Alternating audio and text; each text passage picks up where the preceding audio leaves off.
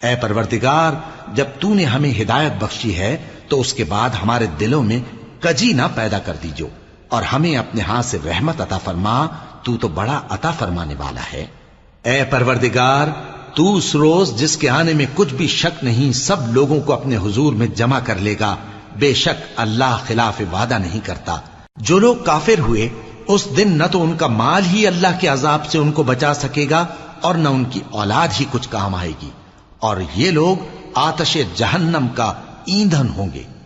ان کا حال بھی فرعونیوں اور ان سے پہلے لوگوں کا سا ہوگا جنہوں نے ہماری آیتوں کی تکذیب کی تھی، تو اللہ نے ان کو ان کے گناہوں کے سبب عذاب میں پکڑ لیا تھا، اور اللہ سخت عذاب کرنے والا ہے۔ اے پیغمبر،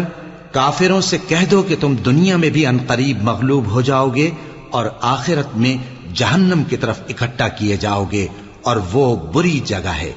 تمہارے لیے دو